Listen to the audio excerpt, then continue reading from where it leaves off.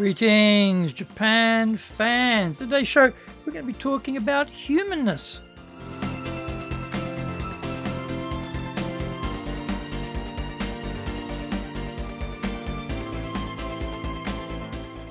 Maishu, arigatou gozaimasu, and welcome back to the 11th year of the Leadership Japan series. And I'm your host in Tokyo, Dr. Greg Story, Dale Carnegie Tokyo franchise owner, president of Dale Carnegie Tokyo Training, and three-time best-selling author of Japan Sales Mastery, which is Zaegyo in Japanese, Japan Business Mastery, and Japan Presentations Mastery. My new book, Stop Wasting Money on Training in Japanese, is Training de Okane o Muru ni suru wa yamimashou. And all of my books are available on Amazon. This podcast brings insights, examples, and experience about leading in Japan. Trust me, it is different here. Don't forget to subscribe and share this podcast with your family, friends, and colleagues. We are not being sponsored by Libsyn, but we value your privacy, which is why we have our podcast hosted by Libsyn. Unlike many other hosting organizations, Libsyn have a strict policy that does not allow access to your private information by anyone. Here is our daily podcast lineup on Apple Podcasts. Mondays, the Cutting Edge Japan Business Show podcast. Tuesday, the Presentations Japan series. And every second Tuesday, the Business Tatsujin no Oishia Show. Wednesdays, the Sales Japan series. Thursdays, the Leadership Japan series. And every second Thursday, the Business Pro Podcasto Show. Fridays, the Japan Business Mastery Show podcast. Saturdays, Japan's top business interviews.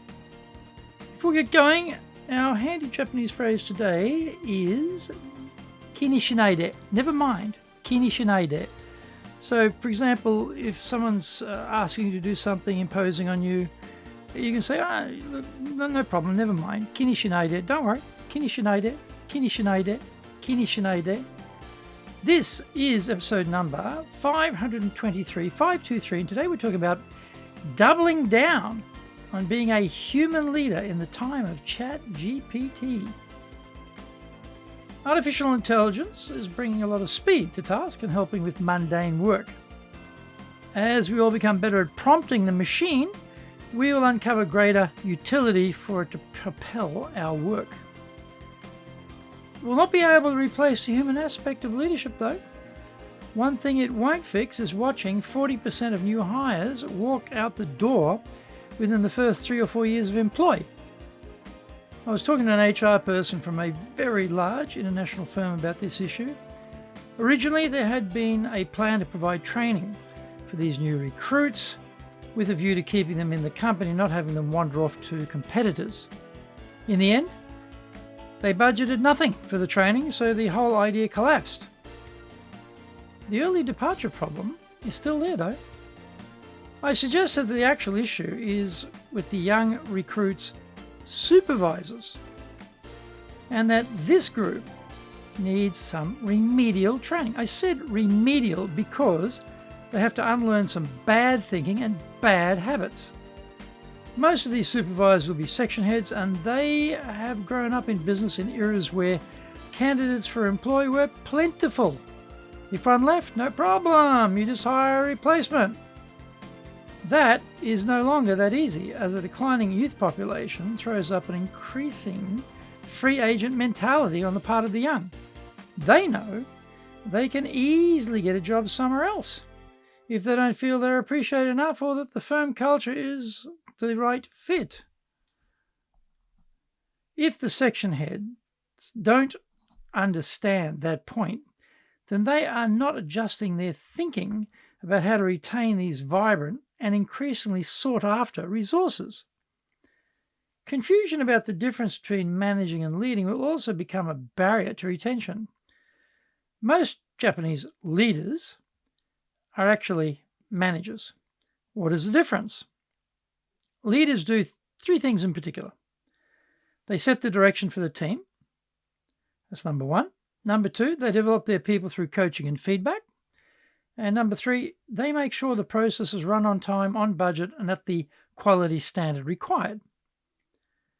Japanese managers find all of their time taken up with just number three on the list. And unfortunately, they neglect number 2 to the detriment of the firm. To make it even worse, poor time management and delegation skills will ensure that the supervisors won't have enough time to coach their young charges, even if they were to recognize this was an important part of their work. Doubling down on the human dimension of leadership requires a lot of time. Feedback that isn't positive will not suit the young, and they will soon feel dissatisfied with their bosses. They want coaching and attention, but it will be a leftover activity rather than a primary leadership time allocation. Find out more when we come back from the break. Today's show is brought to you by our public courses, but we also are doing custom in-house programs. We do these in both Japanese and English. We do them face-to-face in our super safe classroom, and we do them live online. The show today is being brought to you by, on the 19th of July, we're doing a seminar on time management. On the 20th, we're doing one on excellence in presentations. On the 22nd, we're doing our flagship Dale Carnegie course. That's on the 22nd. And on the 26th of July, we're doing our Secrets of Human Relations program. Go to our website at www.dale, D-A-L-E, -Carnegie, CARNEGIE.co.jp. Get my best-selling books, Japan Sales Mastery, which in Japanese is Zaegyo. This is the Bible for selling in Japan. Japan Business Mastery, Japan Presentations Mastery, plus Stop Wasting Money on Training, which in Japanese is Training de Okane o Muru ni Sunu wa Yamimashou, and all are available on Amazon. If you like learning by watching videos, we have nearly 2,000 there for you at Tokyo, Japan, Dale Carnegie TV on YouTube.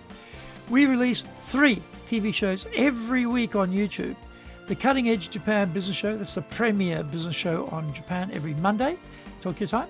Fridays, we have the Japan Business Mastery Show, and on Saturdays, we release Japan's top business interviews, where I interview leaders from small, medium enterprises all the way up to the corporate captains of industry on one topic, leading in Japan.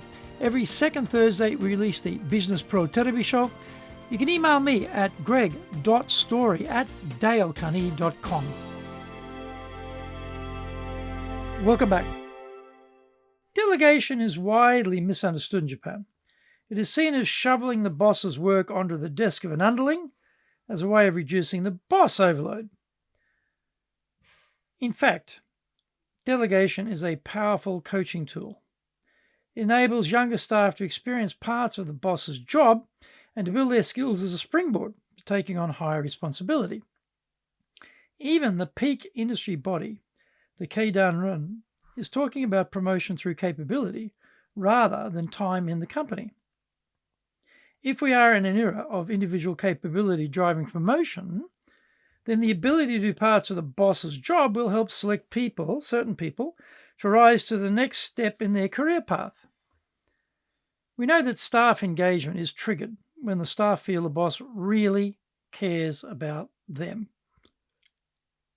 Busy bosses may not be able to communicate that because they are not putting in the time to make that feeling real. The boss's communication skills may be underdeveloped, and they may fail in that basic regard. They probably have never had leadership training. So far, they've been piecing it together by themselves, but have ended up with a partially completed puzzle, and important skill sets have remained undeveloped. When there were candidates aplenty, it probably didn't matter, but those days are far behind us.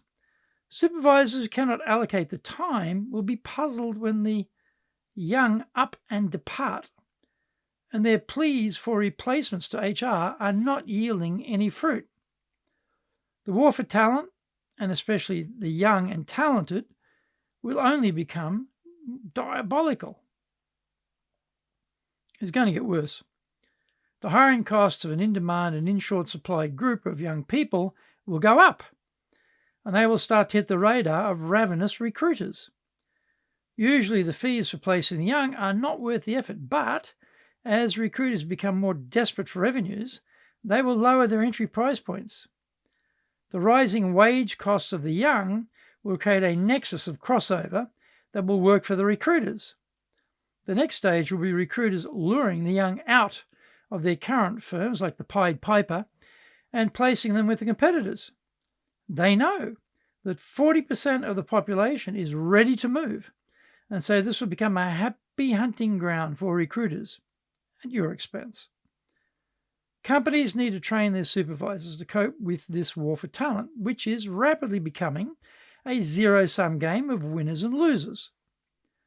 Those firms who don't get it will be the training ground for their competitors' new hires, as the young are getting pried out of their current company to go elsewhere.